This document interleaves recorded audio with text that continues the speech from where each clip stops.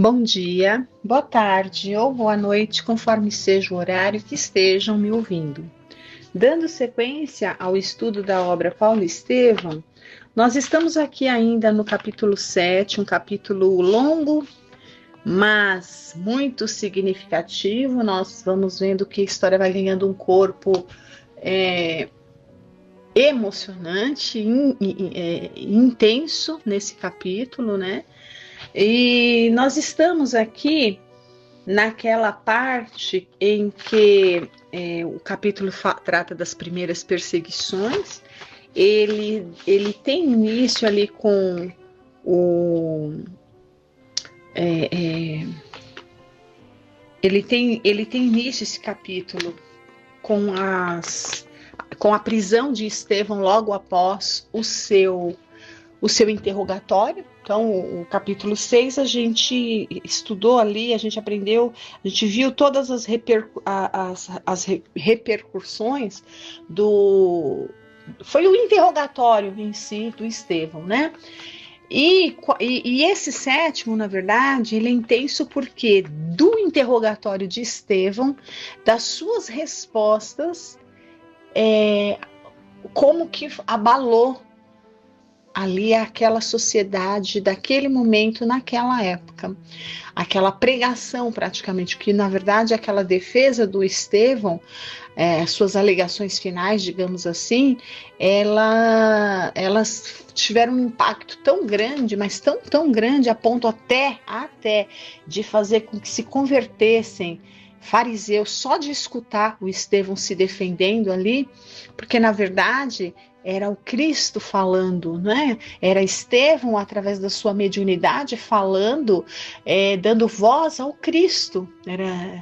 Então foi algo assim muito significativo.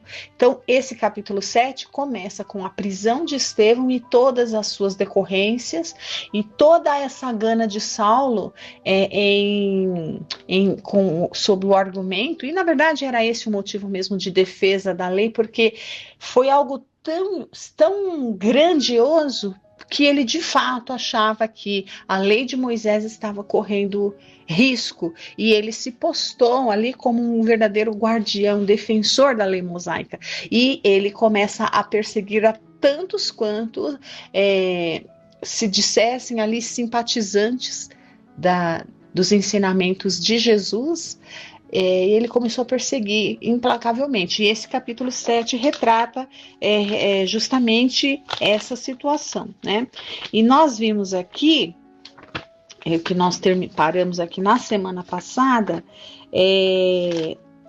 que eles saíam perseguindo a todos, né? Prenderam Simão Pedro, prenderam João, prenderam Filipe, só não levaram Tiago, porque Tiago ainda estava muito, a lei mosaica era bem arraigada nele, e ele foi pego orando em seu quarto, da forma como um fariseu típico ali, um judeu típico, seguidor de Moisés, fazia. Então, quando Saulo entra no quarto ali de Tiago e o vê naquela postura, ele fica observando, e Tiago só foi poupado, digamos assim, da prisão por esse motivo, né? Porque ele foi flagrado, digamos assim, numa postura,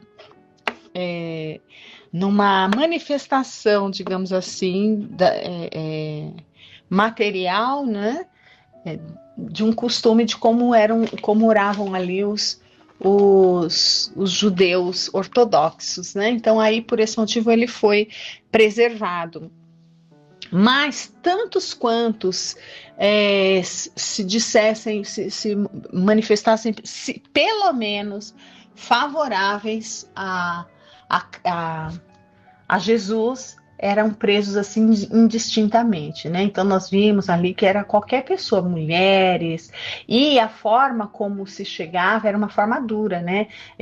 Eles já chegam, se havia uma suspeita, a simples suspeita de que alguém fosse adepto da doutrina de Jesus, ou seja, do carpinteiro, como eles chamavam ali, a simples dúvida, a simples averiguação, só a averiguação já era violenta, só averiguação. Então nós vimos até como um exemplo de uma mulher que estava indo ali na casa do caminho e ela foi abordada para ser averiguada até que ponto, o que ela estava fazendo lá, se ela estava lá para participar dos cultos, enfim, né, em favor do Nazareno, como eles colocavam, e ela, amedrontada, ela disse que não, que ela só estava indo lá para retirar um remédio, como uma assistida, né? E mesmo assim, mesmo ela sendo apenas uma assistida, ela foi liberada, não sem antes levar ali, apanhar, né? Apanhar com os golpes ali de chanfalho, né, que nós até vimos a semana passada, que é golpes o quê? Com uma espada enferrujada, mas não golpes para ferir, porque uma espada enferrujada e velha, ela não tem o poder de corte, mas como se ela fosse uma palmatória ou algo assim, que fere também, né, mas não de uma forma letal. Então, veja que mesmo as averiguações eram violentas. Ela não foi presa porque ela não foi visto que ela foi constatado que ela não estava indo lá para participar de culto, mas mesmo indo só para receber auxílio já era o suficiente para levar ali um castigo ali e ser liberada em seguida. Aqueles que eventualmente estivessem ido ali e ficasse evidenciado que iam para participar, por exemplo, de uma pregação, alguma coisa assim, assistir, alguma coisa assim, esses eram imediatamente levados presos, né? E a gente percebe aqui que a tendência de Saulo era pedir nessas prisões a pena máxima, como foi exatamente o que vimos no finalzinho da leitura da semana passada, porque Gamaliel, que já havia ido lá fazer uma visita e já havia se impressionado, ele já estava de posse dos manuscritos que foram deixados com ele das anotações de Mateus a respeito do que fazia Jesus, então certamente ele já estava ali se debruçando, lendo, vendo tudo aquilo, e ele já estava muito impressionado. Tanto que, muito antes disso acontecer, ele já estava tão bem impressionado com relação à causa cristã. Eu estou colocando o termo cristão, né? Porque é mais fácil assim para a gente estar falando. Mas não se usava ainda esse termo nesse momento, né? Eles eram simplesmente os seguidores de Jesus, os seguidores ali do caminho, né? Mas então foi ele que pediu que Estevão fosse conduzido à prisão e não lapidado imediatamente, como queria Saulo lá no capítulo anterior, que era do interrogatório, né? Então foi o Gamaliel que fez isso. E agora que ele já foi lá, já conheceu, já viu seu amigo, né? Como nós vimos, que foi ali acolhido, certamente já começou a ler alguma coisa do evangelho ali de Mateus, falando sobre Jesus, ele se coloca, ele pede para conversar com Saulo, e ele se coloca, né, na posição de advogado, porque quando ele conversa com Saulo para tentar ver o que Saulo pretendia, Saulo fala para ele: eu pretendo pedir a pena máxima para todo mundo, né? Ou seja, eu vou pedir a pena de lapidação tanto por Estevão, que estava ali preso, quanto para esses ali, né? O que prendeu agora, que no caso Pedro, João e Filipe. Então ele ia pedir a pena capital para todos, a pena de lapidação. E nesse instante, Gamaliel se coloca como advogado de defesa deles, dos quatro, né? E começa a lhe advogar. Não vamos esquecer que Gamaliel ele tem um peso muito grande, porque Saulo não era um homem mau, né? Ele era um homem como vamos dizer assim, ele era firme nos seus propósitos, de um caráter reto, mas ele tinha seus valores morais ali, e igualmente igualmente rígidos, e um desses valores que ele tinha, que era o respeito às tradições, era um carinho, um respeito muito, muito, muito profundo por Gamaliel, que era, né, Gamaliel não era qualquer um, era uma grande autoridade do Sinédrio, era um privilégio ser aluno de Gamaliel, e Saulo foi um aluno de Gamaliel. Gamaliel tinha por ele um grande apreço. Então, ele era muito mais que só um professor de Saulo, né? Era como se fosse uma relação quase que filial ali. Então, a opinião de Gamaliel pesava demais para Saulo. Ele tinha um profundo respeito, admiração por Gamaliel. E Gamaliel se coloca como advogado ali dos seguidores de Jesus. E foi aí que nós paramos a semana passada, né? Com essa postura do Gamaliel se colocando como advogado em favor dos seguidores de Jesus. E ali nós vamos continuar aqui hoje para ver, né? Nós paramos justamente nesse diálogo entre Gamaliel e Saulo, quando Gamaliel diz a ele que vai se colocar como advogado dos dois. E isso foi um choque, um baque ali para Saulo, né? Então, olha,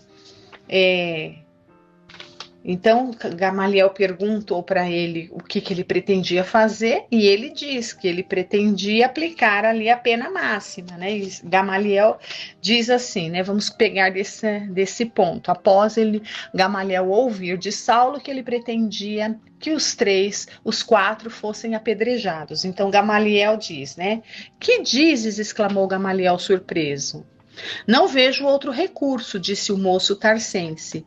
Precisamos extirpar pela raiz os males que começam.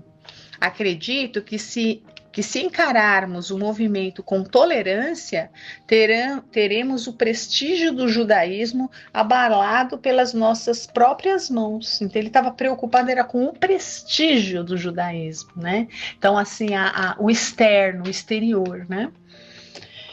Entretanto, Saulo, replicou o velho mestre com profunda bondade, devo invocar o ascendente que tenho em tua formação espiritual para defender estes homens da pena de morte. Veja, né, uma coisa... então ele está dizendo o seguinte, eu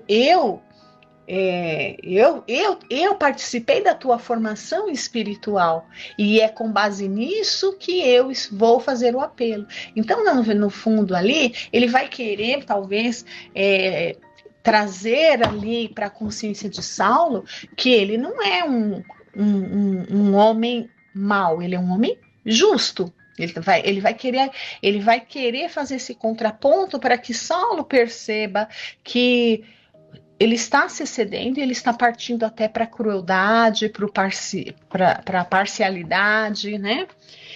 E aí nós vamos começar aqui a leitura a partir de hoje. Olha, o moço caprichoso fez-se lívido, né? Branco, ficou ali, mexeu com ele essa fala de Gamaliel. Não se habituara a transigir nos seus conceitos e decisões. Sua vontade era sempre tirânica e inflexível, né? Ou seja, tirânica e inflexível, ele não se dobrava. Mas Gamaliel fora de todos os tempos o seu melhor amigo. Aquelas mãos rugosas lhe haviam ministrado os exemplos mais santos. Delas recebera vasto potencial de socorro em todos os dias da vida. Compreendeu que defrontava um obstáculo poderoso na consecução integral dos seus desejos. O venerando rabino percebeu a perplexidade e logo insistiu.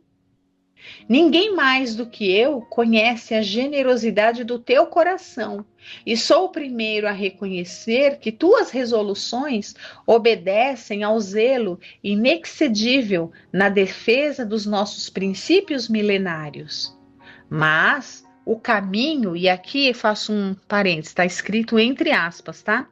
O caminho aqui que ele está dizendo vamos dizer, como se aquilo fosse um movimento na época, né?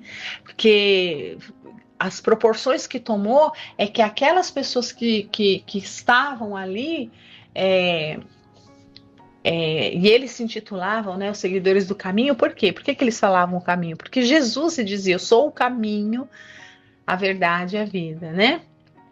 Ou algumas traduções falam, eu sou o caminho da verdade e da vida. Ou seja, se quisermos chegarmos a uma compreensão maior da verdade e termos a vida no sentido da vida eterna, essa compreensão e essa vivência dessa vida espiritual, só mesmo através de Jesus. Jesus seria o caminho para isso, né? Para essas compreensões.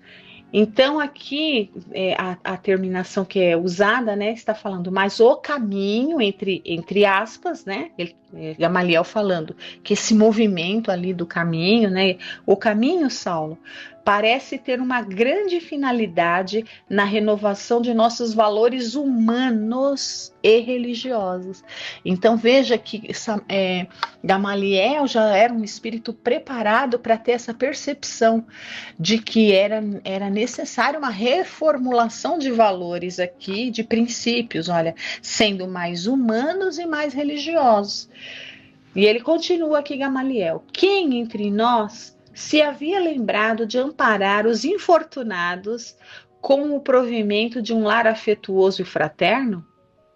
Antes da tua diligência corretiva, visitei essa instituição singela e pude confortar-me na observação de seu excelente programa. Então ele vai chamar a atenção de Saulo aqui, né, que muito embora eles sejam ali autoridades do sinédrio, né, do judaísmo mais puro e vigente como religião, o que eles já fizeram em relação aos mais sofredores?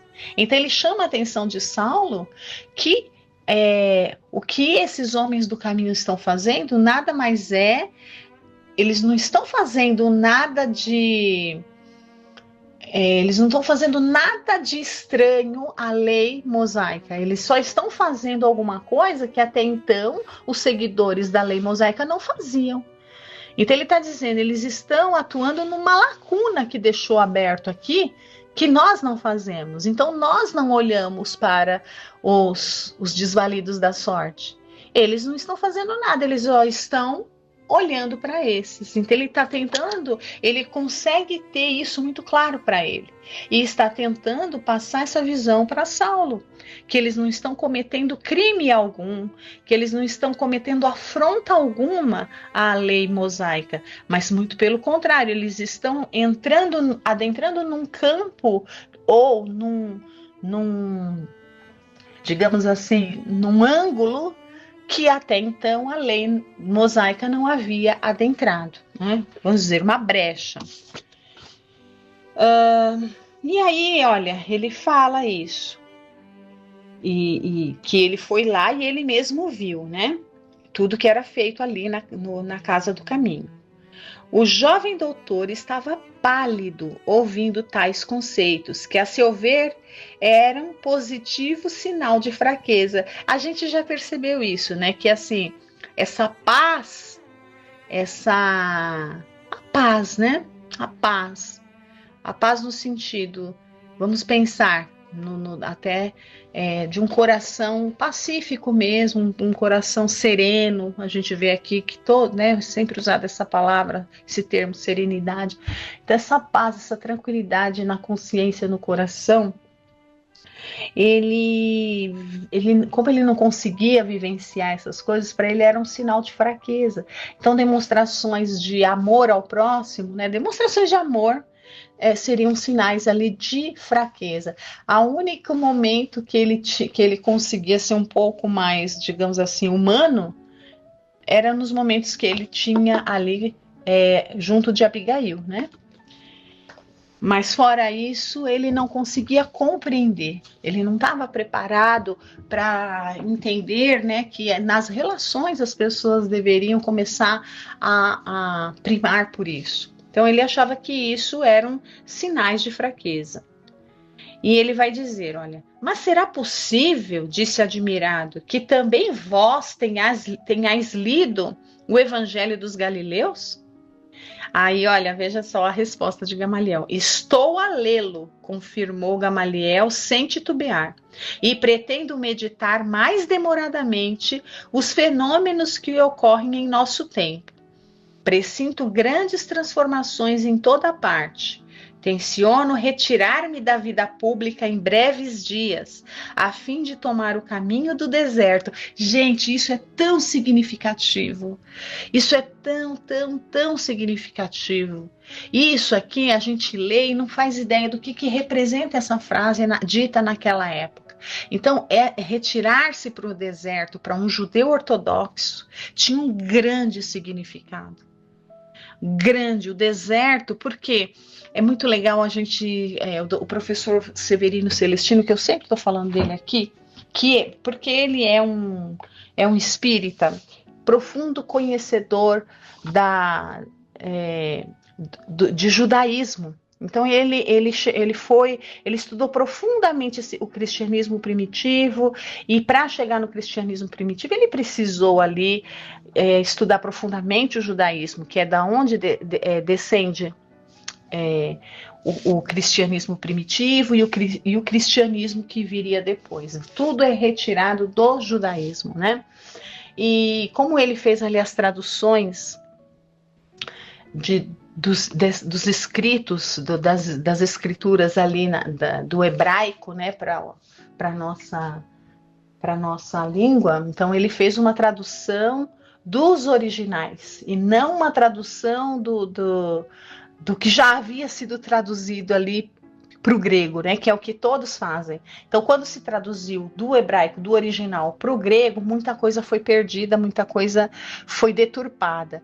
E ele, como estudioso e pesquisador, e conhecendo a língua, né, ele sabe o hebraico antigo, ele é especialista nisso, ele retraduziu. Só que ele retraduziu não como é feita as traduções que chegam para nós. As traduções que chegam para nós, das Bíblias aí, as várias traduções, elas são traduções que vieram do grego, mas a língua original não é essa. A língua original é o hebraico, e é o hebraico lá antigo. Então, ele, como conhece a língua, ele traduziu do hebraico antigo. Então, para fazer isso, ele precisou entender que algumas palavras só quem precisaria conhecer os costumes vividos pelo povo que a escreveu, para entender em que contexto que aquilo ali era aplicado. Então, quando eles colocam aqui, quando você vê um judeu, no caso aqui o Gamaliel, um rabino, né, dizendo que pretendia se recolher para o deserto, isso tinha um significado muito grande, que para ele o deserto era um local ali de encontro mais profundo, de meditação com Deus. Por quê? Porque no deserto, na ausência de tudo, né, é um país, são países, é uma cultura, é um povo. Vamos nos reportar para essa região lá, é uma região desértica. E no deserto, na ausência de tudo, a fé deles em Deus aumentava sobremaneira. Então, por exemplo, Moisés, quando recebeu, ele estava onde? Era no deserto. Aquele monte Sinai, essa região é toda uma região desértica, né? Então, a conexão espiritual do ser humano com Deus no deserto é muito grande. Por quê? Porque não tem distração. No deserto não tem nada. Nada. Não tem como o ser humano se distrair com nada. Então, a conexão com o alto, com Deus, eles percebiam que eles conseguiam ter essa percepção de que eles conseguiam ter uma conexão muito mais ampla com a divindade. Era ali quando eles se recolhiam, quando eles iam propositadamente para o deserto, Jesus fez isso, ele ia para o deserto para orar, não é? Não que tudo que Jesus fez foi para deixar exemplo, para nos mostrar. E ele não veio destruir a lei, ele era um judeu. Então ele continuava esse costume que era deles, né? E mostrar para a gente que quando a gente quer entrar nessa conexão mais profunda com o mais alto, nós temos que nada pode nos distrair. Então, quando ir para o deserto, né, Jesus indo para o deserto orar, ele está querendo mostrar para a gente que o momento em que nós desejarmos nos conectar com a divindade, com a espiritualidade, nós não podemos ter distrações. Né? É nesse sentido. Não é que a gente tem que ir para o deserto. Então, o deserto é buscar ali limpar os nossos pensamentos, limpar a nossa mente, esvaziar, deixar sem nada, para ter espaço, como se tivesse um grande deserto, para ter o quê? O espaço da conexão, né? É muito profundo isso. E então, Gamaliel, quando ele tem contato com as escrituras, com os manuscritos ali de Mateus, aquilo mexe com ele de uma maneira tão profunda, e ele foi lá e viu, e ele já estava mesmo programando ali a sua aposentadoria, que conforme ele estava lendo, ele mesmo diz, né?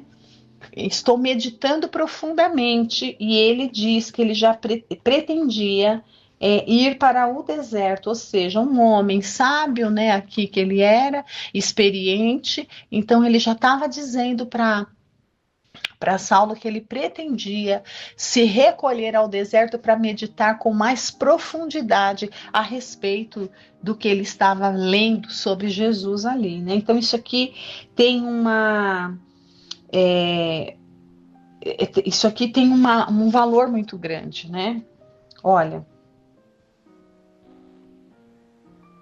então ele pretende ir para o deserto. É claro, porém, que estas minhas palavras devem ser guardadas por ti em penhor de mútua confiança. Então ele estava confidenciando a Saulo o que ele estava pensando, né? Então ele estava dando uma prova sincera de amizade, de apreço, né, de carinho. Era uma relação quase que paternal aqui, né? Sumamente impressionado, o moço de Tarso não sabia o que responder. Presumia o mestre respeitável mentalmente prejudicado por excesso de lucubrações. O mestre, porém, como se lhe adivinhasse o pensamento, acrescentou: não me suponhas mentalmente debilitado. A velhice no corpo não me apagou a capacidade de pensar e discernir por mim mesmo. Ou seja, ele diz: eu estou lúcido, não estou louco, não.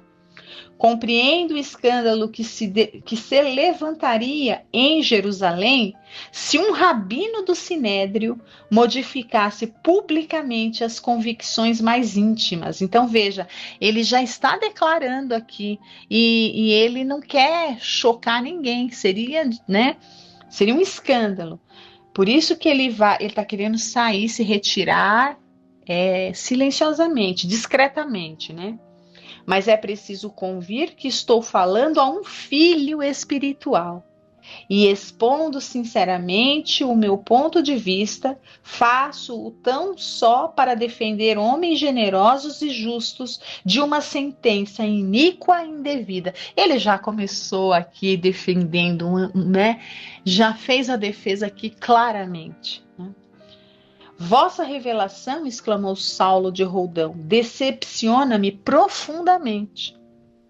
Conhece-me de menino e sabes que o homem sincero não se poderá preocupar com os que o elogiem ou lamentem no cumprimento de um dever sagrado. E imprimindo carinhoso acento, a voz acentuava solícita. Não me faças ir contigo nesta assembleia, aos debates públicos escandalosos e atentatórios da feição amorosa que toda a verdade deve trazer consigo. Libertarás estes homens em atenção ao nosso passado de mútuo entendimento. É só o que te peço. Deixa-os em paz, por amor aos nossos laços afetivos. Daqui a alguns dias não precisarás conceder mais coisa alguma ao velho mestre. Serás meu substituto neste cenáculo. porquanto tenciono abandonar a cidade em breves dias. E como Saulo hesitasse, continuou: não precisarás refletir muito tempo. O sumo sacerdote está ciente de que eu pediria a tua clemência para os prisioneiros. Então ele se antecedeu e já foi ao sumo sacerdote, Anás ali, né? E para pedir essa clemência. E aí ele fica sem graça. Olha aqui o orgulho dele dizendo, Saulo, né? Mas e a minha autoridade? Interrogou o rapaz com orgulho. Como conciliar a indulgência com a necessidade de reprimir o mal? E aí Gamaliel, mestre que é, vai dar mais uma lição para ele. E essa lição, creio que ele vai entender. Toda autoridade é de Deus. Nós somos simples instrumentos, meu filho.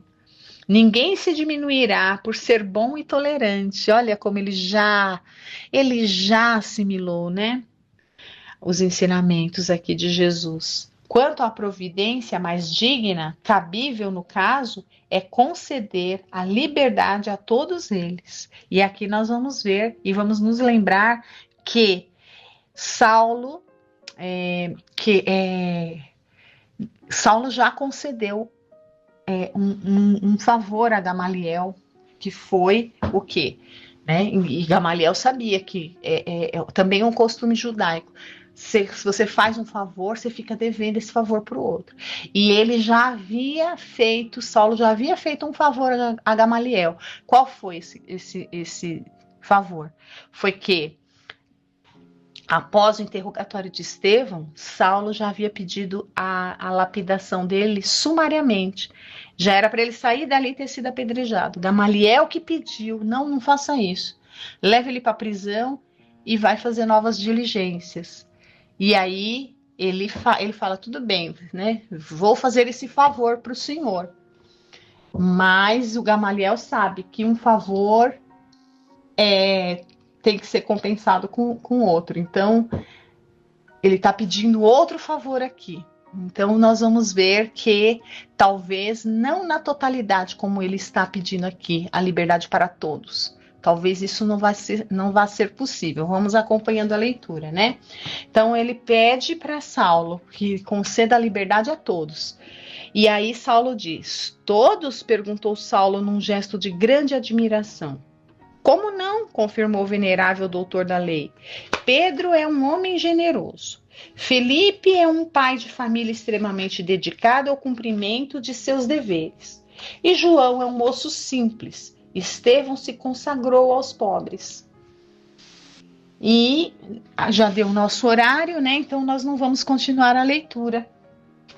E vamos ver aqui, estamos já no finalzinho desse capítulo, que nós veremos aí a semana passada, qual vai ser a postura, qual vai ser a decisão de Saulo ante esse pedido de Gamaliel.